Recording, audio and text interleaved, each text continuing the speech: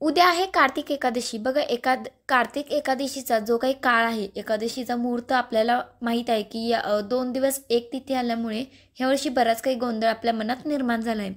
आता जी कार्तिक एकादशी आहे तर ती 1 नोव्हेंबर 2025 वार शनिवार ह्या दिवशी म्हणजे उद्या सकाळी 9:22 सुरू होते आणि 2 तारखेला म्हणजे रविवारी सकाळी 7:32 संपणार आहे।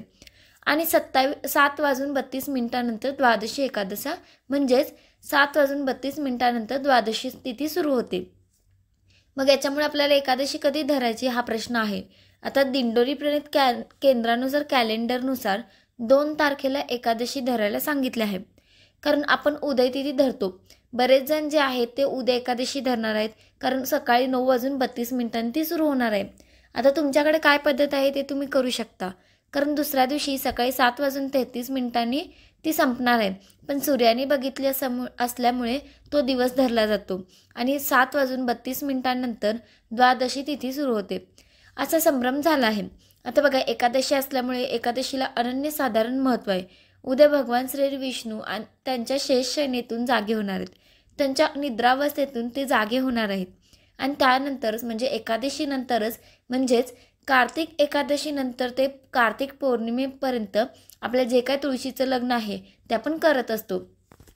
तर आता बघा, या एकादशीचं औचित्य साधून आपल्याला काही ठिकाणी दीपदान करायचं आहे, म्हणजेच काय, दिवा लावायचा आहे। आता तो कुठे लावायचा तेच आपण आजच्या व्हिडिओमध्ये बघणार आहोत, तर व्हिडिओ सगळा बघा। नमस्कार, श्री स्वामी शक्ती या चॅनलवर आपले सर्वांचे स्वागत आहे। बघा, आता उद्या एकादशी तिथी लागलेली आहे। उद्या जो प्रदोष काळ असणार आहे म्हणजे शनिवारचा 4:30 नंतर जो काही प्रदोष काळ सुरू होणार आहे, तिथे तुम्हाला तुळशीसमोर शक्य असेल तर तिळीच्या तेलाचे दिवा लावायचे। तिळीच्या तेलाचे किंवा साध्या तेलाचा दिवा पण तुम्ही लावू शकता, पण कसं करायचं, आपल्याला 6 दिवे लावायचे आहेत। मग तुम्ही अगदी 6 पंत्यासुद्धा घेऊ शकता। 6 पंत्या घेत असताना ज्या सरळ वात आहेत तर तुम्हाला लावायचे आहेत, पण या 6 दीपदान करत असताना, दिवे लावत असताना त्याच्यामध्ये एक फुलवातीचा दिवा, ज्याला आपण शुद्ध गाईच्या तुपाचा दिवा म्हणतो, तो असावा। बाकीचे 5 दिवे हे तुम्हाला तिळीच्या तेलाचे, जर तुमच्या घरात उपलब्ध असेल तर त्याचाच ते 5 दिवे लावायचे आहेत।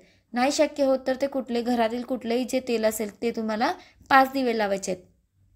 सरळ वात करायची, 2 वाती मिळून 1 वात तुम्हाला तयार करायचे आणि तुळशी समोर ते 6 पण दिवे लावायचे आहेत। एक तुपाचा दिवा असणार आहे आणि बाकीचे तेलाचे असणार आहेत। हे 6 दिवे तुम्हाला तुळशीजवळ लावायचे आहेत। आता हे तुळशीजवळ प्रत्येकाच्या घरात असं कुठलंच घर नाही आहे की ज्यांच्या घरात तुळस नाही आहे। आणि आता बऱ्याच वेळा असं होतं की आपण आता गावाला गेल्यामुळे तुळस चुकली असेल, तर नक्कीच तुम्ही उद्या नवीन तुळस आणू शकता किंवा दुसरी कुठेही तुळस लावू शकता। ज्यांना हा उपाय करणे शक्य होत नाही उद्या, त्यांनी परवा करावं। पण बघा, उद्या उदयतिथीनुसार 2 तारखेला एकादशी आहे, मग द्वादशी पण सुरू होते। मग जर तुम्हाला शक्य असेल तर हा उपाय तुम्ही उद्याच करावा। उद्या शनिवारसुद्धा आहे, तर 5 दिवे लावायचे।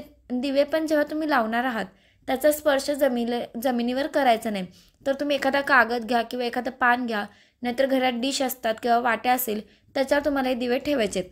थोडे थोडे तांदूळ टाकू शकता, फक्त दक्षिण दिशेला वात करायचे नाही, बाकी तुम्ही कुठल्या पण दिशेला वात करू शकता। तुळशीला एकादशीला जलसुद्धा अर्पण करत नाहीत, कारण तुळशीचा निर्जली उपवास असतो असं म्हटलं गेलं आहे, म्हणून तुळशीला आपण पाणीसुद्धा अर्पण करत नाही। आता पावसाचं पाणी आलं तर ते आपण थांबवू शकत नाही, पण आपल्याकडून दूध किंवा पाणी तुळशीला अर्पण होणार नाही याची काळजी घ्यायची। त्याचबरोबर जेव्हा तुम्ही संध्याकाळी दीपदान करणार आहात, दिवे लावणार आहात, तेव्हा तुळशीला प्रदक्षिणा मारायला विसरू नका। जागा असेल तर आवर्जून मारा। आपण बघत असतो बऱ्याच घरात म्हणजे समोर इतकं छान तुळशी वृंदावन असतं किंवा त्याला तुळशीचा कट्टा म्हणतात, तर ते असतं। तुमच्याकडे ते असेल तर अतिउत्तम, नाहीतर बाल्कनीतले आपले तुळस असते किंवा ताई आमच्या खिडकीत तुळस आहे, मग ती थोड्या वेळासाठी तुम्ही बाहेर आणा। ती तुम्ही हॉलमध्ये म्हणजे तुमच्या घराच्या बाहेर ठेवू शकता, नाहीतर तुम्ही बाल्कनीमध्ये ठेवू शकता। छानपैकी तुम्हाला दीपदान करायचे आहेत, दिवे लावायचे आहेत। 1 तुपाचा दिवा असणार आहे, म्हणजे 1 तुपाचा आणि बाकीचे 5 तेलाचे दिवे लावायचे। हे करून झाल्यावर तुम्हाला तुळशीला प्रदक्षिणा मारायची आहे आणि नक्कीच 51 वेळा 108 वेळा जर केलं तर सोन्याहून पिवळे तुम्हाला ओम नमो भगवते वासुदेवाय नमः या मंत्राचा अखंड मंत्रजप करायचा आहे। प्रदक्षिणा घालता किती प्रदक्षिणा घालायचे आहेत बघा। 11 घालू शकता, म्हणजे 11 प्रदक्षिणा घालू शकता, 21 घालू शकता, 108 घालू शकता, तुमच्या इच्छेवर, पण मंत्रजप करायचा आहे। तुळशीला प्रदक्षिणा घालता घालता ओम नमो भगवते वासुदेवाय नमः, ओम नमो भगवते वासुदेवाय नमः या मंत्राचा मंत्रजप करायचा आहे. या चातुर्मासाच्या निमित्ताने आपल्याकडून कळत न कळत चांगल्या सेवा घडल्या आहेत. मग त्याच्यामध्ये येतं ते विष्णू सहस्रनामाचं पठण, त्याचबरोबर गोपद्म व्रत केलेलं आहे, त्याच्या अर्थात उद्या सांगता होणार आहे, किंवा परवा जसं मी तुम्हाला सांगितलं की उदय तिथी धरली जाते. मग काही ठिकाणी एकादशी उद्या करणार आहे तर काही ठिकाणी परवा करणार आहे, पण केंद्रातल्या कॅलेंडरनुसार 2 तारखेलाच कार्तिकी एकादशी आहे. बाकी तुमची इच्छा, कारण मी केंद्रातल्या गोष्टींनुसार मी सांगते, मी सांगायचं काम करते, तुम्ही तुमच्या पद्धतीने तुम्ही करू शकता. तर उद्या दीपदान करायचं आहे किंवा परवा तुम्ही करू शकता, तर ते एकादशीच्या कालामध्ये करायचं असतं.